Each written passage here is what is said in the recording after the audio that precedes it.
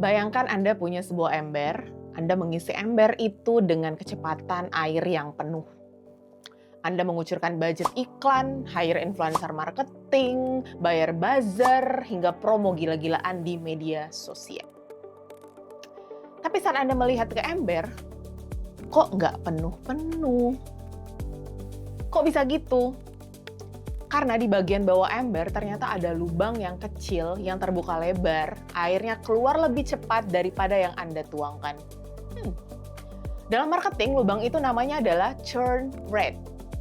Dan di segmen neraca dan narasi kali ini kita akan bicara tentang mengapa kita sering terobsesi mengejar orang baru. Padahal harta karun yang sebenarnya ada di orang-orang yang sudah memegang produk kita. Ini namanya adalah masalah jebakan first date syndrome. Jujur aja, tim marketing punya first date syndrome kan ya? Kita terobsesi dengan kesan pertama.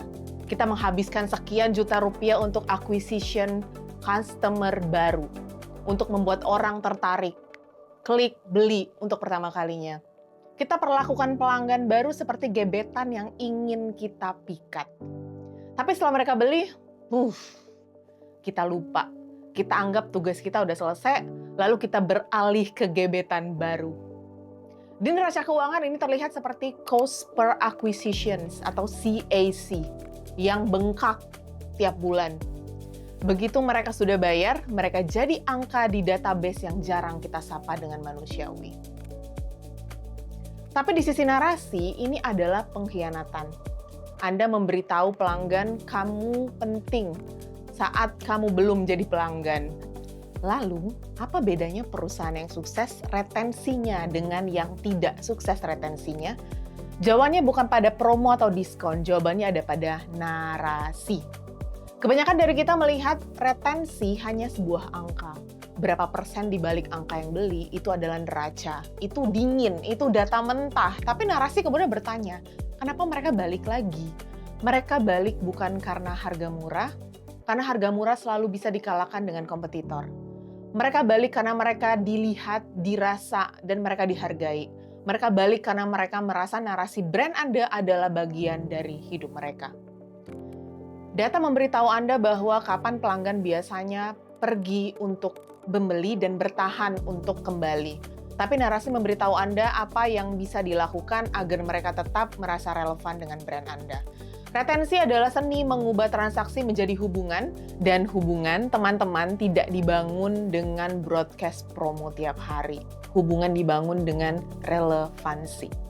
Jadi jika Anda ingin memperbaiki retensi, berhenti memperlakukan database Anda sebagai target. Mulailah memperlakukan mereka sebagai komunitas. Lakukan 3 hal ini. Yang pertama, berhenti mengirimkan sampah digital. Jika Anda mengirim email atau push notification dan tanyakan apakah ingin menambah nilai atau cuma menambah berisik. Kedua, dengarkan umpan balik negatif. Itu bukan gangguan, itu adalah narasi jujur tentang bagaimana brand Anda gagal memenuhi ekspektasi mereka. Ketiga, berikan kejutan bukan diskon, tapi apresiasi. Mengapa pelanggan lama sering merasa dianaktirikan dibandingkan dengan pelanggan baru yang dapat promo new users? Balikan itu buat mereka merasa eksklusif karena sudah setia. Mereka butuh apresiasi dibanding dengan pelanggan baru. Pada akhirnya neraca yang sehat adalah hasil dari narasi yang kuat di mata pelanggan setia.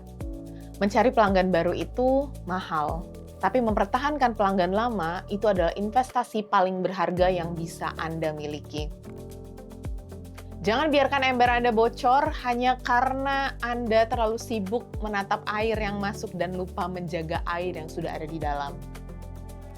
Saya Winda Mizwar dan ini adalah Neraca dan Narasi. Tetap relevan, tetaplah setia.